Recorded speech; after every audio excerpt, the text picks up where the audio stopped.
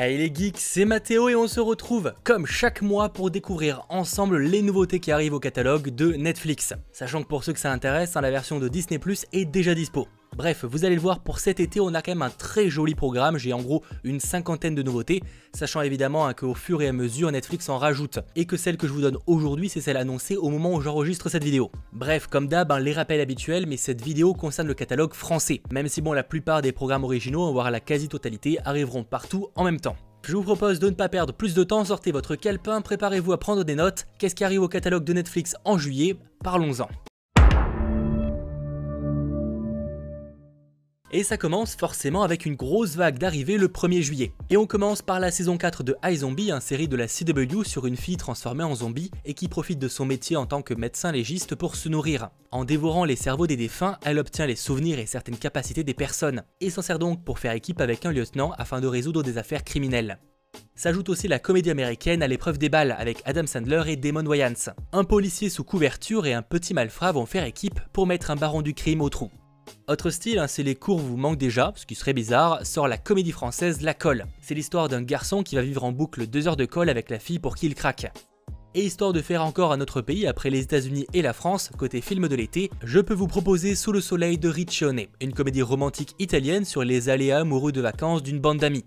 On reste encore dans les comédies romantiques avec l'ajout de Mickey Blue Eyes sorti en 99. C'est avec Hugh Grant, James Fox et James Caan. Un jeune commissaire priseur demande en mariage la femme qu'il aime, mais il découvre que cette dernière fait partie d'une famille de mafieux. Et s'ajoute aussi le film érotique, oui il en faut, Emmanuelle sorti en 75. Alors qu'elle retourne en Asie rejoindre son mari, Emmanuelle, jeune femme naïve, va découvrir un nouveau monde de plaisir. Dans un genre très différent s'ajoute aussi le 1er juillet un très grand classique de Clint Eastwood, acclamé par la critique, il obtient notamment le César du meilleur film étranger en 2010, bref je parle de Gran Torino, et qui est accessoirement aussi mon préféré du réal. Eastwood y incarne un vétéran de la guerre de Corée, raciste et du genre à ne pas changer d'avis, et qui vient en plus de ça de perdre sa femme. En découvrant son jeune voisin essayer de voler sa voiture, ses rapports avec la vie vont changer. Autre gros classique qui s'ajoute, La liste de Schindler réalisée par Steven Spielberg. Un industriel allemand va prendre la direction d'une fabrique d'articles de cuisine en 1939 et devient ainsi le fournisseur officiel de l'armée allemande. Il embauche alors sur le conseil de son comptable des travailleurs juifs, mais à force de les côtoyer, il va prendre conscience de la cruauté du régime qu'il soutient et basculer dans la résistance.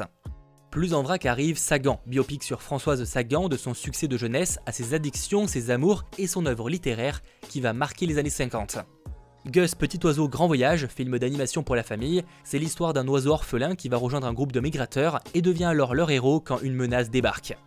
The Concert, comédie dramatique avec Mélanie Laurent, qui obtiendra d'ailleurs 2 Césars pour la musique et le son. Un ancien chef d'orchestre va réunir ses anciens amis musiciens qui vivent aujourd'hui de petits boulots, et les amener cette fois à Paris les faisant passer pour le vrai Bolchoï. Mais aussi Vendredi 13, un chapitre 3, le diabolique Jason renfile son masque pour terroriser des amis venus passer en été en forêt. On a aussi War Games, film italien sur une bande de potes partis en forêt faire du paintball, et qui deviennent la proie d'anciens soldats, mais eux ne jouent pas. Décidément, partir en forêt dans les films, c'est déconseillé. Hashtag Anne Frank Parallel Stories, un docu où l'actrice Hélène Mirren raconte l'histoire de 5 survivantes de la Shoah. Et côté série qui arrive le 1er juillet, on a la première saison de Dis-lui oui, télé-réalité sur des couples qui vont se marier. Le volume 1 de Les Enquêtes Extraordinaires, docu-série qui se concentre sur des mystères du monde, comme des meurtres, disparitions et possibles phénomènes paranormaux. La saison 5 de Teen Titango, dessin animé sur l'univers DC Comics, l'intégrale de H, série humoristique française très populaire. Quand ça a été annoncé, c'était la folie, avec Jamel Debbouze et Eric et Ramsey. Ça a été diffusé entre 1998 et 2002, et les 4 saisons suivent 3 internes dans un hôpital de banlieue parisienne, à l'ambiance un peu décalée.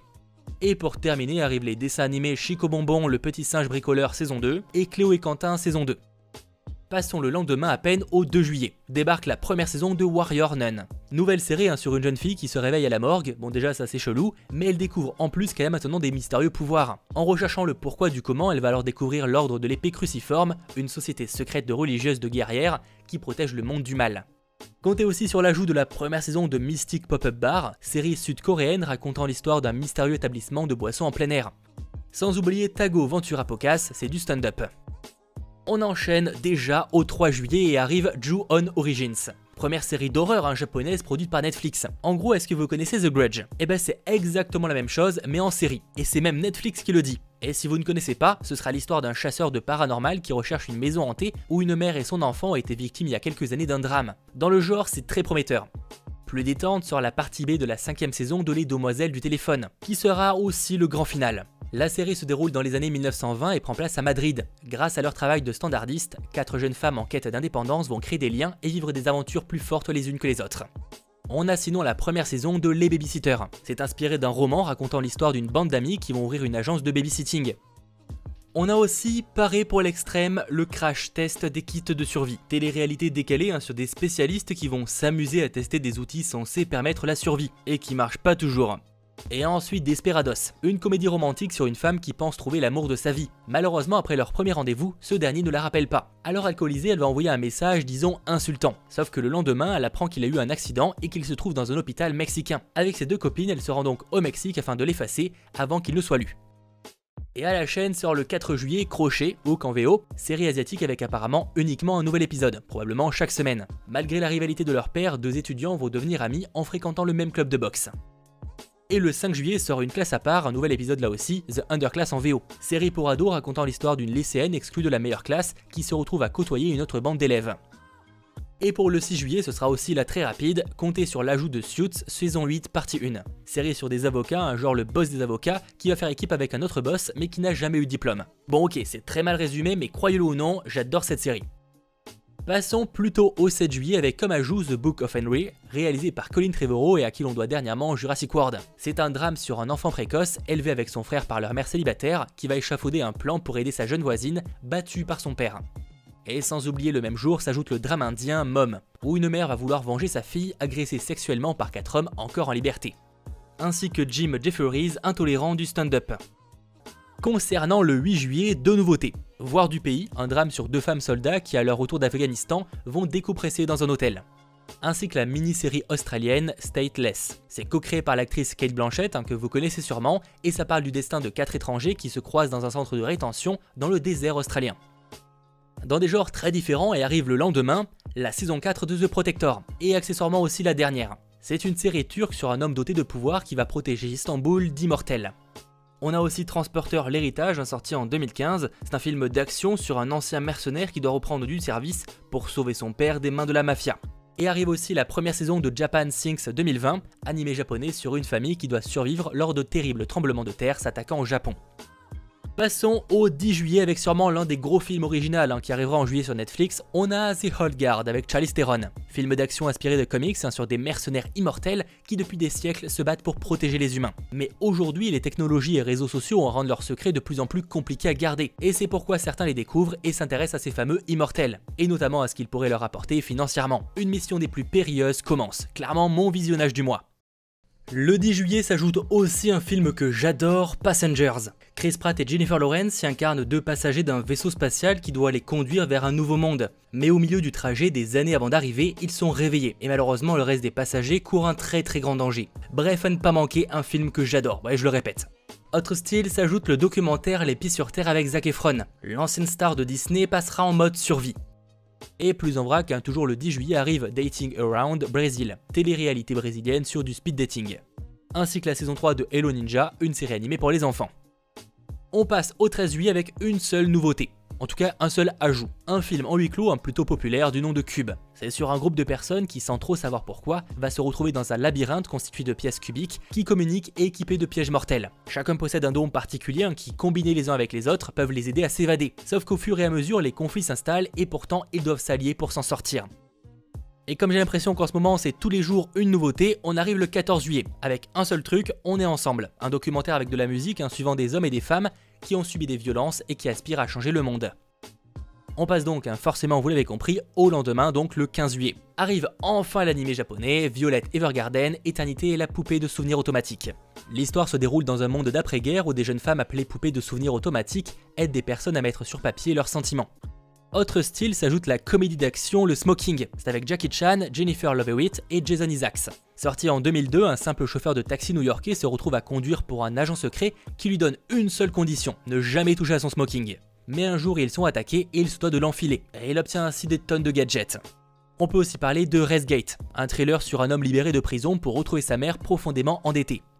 La première saison de Hotel des Luna, une série télévisée sud-coréenne, sur un hôtel de Séoul pas comme les autres. Les clients sont des fantômes et les humains peuvent accéder à cet hôtel que par certains moments, notamment quand il y a une éclipse lunaire. Et la première saison de Sombre Désir, série mexicaine, qui sont les coupables et victimes, les façades sont trompeuses. Pour ce qui est du 17 juillet, deux nouveautés, et la première c'est Cursed la Rebelle, nouvelle série avec beaucoup de potentiel. Autant ça peut être une tuerie, comme une bonne grosse déception de mon côté. Dans cette relecture de la légende arthurienne, Nimue va allier ses jeunes forces à celles du mercenaire Arthur pour partir à la recherche de Merlin et d'une ancienne épée. C'est avec Catherine Langford dans la star de Certain Reasons Why. Et du peu d'images que l'on a, ça ressemble quand même un petit peu à The Witcher, dans l'ambiance et les décors évidemment. Et le second ajout, c'est la première saison de Boca à Boca, série brésilienne où la panique va se généraliser auprès de jeunes d'une petite ville quand une infection grave se transmet par le baiser. On passe donc au 19 juillet avec une seule nouveauté mais pas des moindres. En attendant Tenet qui sort dans les salles de cinéma le 31 juillet, vous pouvez vous faire un marathon des derniers films de Christopher Nolan, que ce soit la trilogie Batman, Inception et Interstellar. Et donc le 19 juillet, Dunkerque. Il est sorti en 2017 et a été récompensé par 3 Oscars en 2018. Ça parle de l'opération Dynamo pendant la Seconde Guerre mondiale qui permet le rembarquement des troupes britanniques coincées dans la poche de Dunkerque. Je sais que certains cinémas le proposent et si vous avez l'occasion, je vous le recommande, mais si vous ne pouvez pas en profiter, tentez un marathon Nolan sur Netflix, vous allez kiffer. Ça s'enchaîne assez vite décidément le 21 juillet, avec enfin la saison 2 de How to Sell Drugs Online Fast. J'avais personnellement beaucoup aimé la première saison, pas forcément le titre, et pendant longtemps on se demandait même si une suite pourrait voir le jour. C'est l'histoire d'un garçon qui pour impressionner une fille va devenir l'un des plus gros fournisseurs de drogue en ligne. Dans cette saison 2, l'entreprise est maintenant au sommet, et de nouvelles rencontres vont compliquer les choses, qui de base étaient quand même plutôt complexes. Et on a aussi Juste la fin du monde, un drame intimiste sur un homosexuel qui revient voir sa famille après 12 ans d'absence pour leur dire qu'il va mourir prochainement. Mais les querelles et rancœurs sont encore là. Le 22 juillet, comptez aussi sur Street Food Amérique latine. Très rapide, mais je pense que vous avez compris le concept. Et pour le 24 juillet sort un film que je sais très attendu, The Kissing Booth 2. C'est la suite directe au premier film sorti en 2018. On en sait encore peu de choses, mais le sujet principal sera la relation à distance entre Noah et elle. Et de nouveaux personnages vont faire leur arrivée et bouleverser cet équilibre déjà fragile. Le cast du premier sera donc de retour, logique. Le 24 juillet sort Animal Crackers, un film d'animation sur un cirque où les crackers transforment ceux qui les mangent en animal. Et c'est avec les voix de John Krasinski et Emily Blunt. Et on approche mine de rien petit à petit de la fin avec le 26 juillet. S'ajoute la saison 3 de Good Girls. L'histoire de 3 mères de famille qui par manque d'argent pour faire vivre leurs proches vont décider de braquer une supérette. Sauf qu'à partir de là c'est une descente aux enfers avec de mauvaises fréquentations. Et même si dit comme ça on dirait un programme assez sombre, il n'en est rien, c'est plutôt comique et franchement moi j'aime bien. Pour ce qui est du 28 juillet sortira la saison 5 de Last Chance U, docu-série sur le milieu du football américain.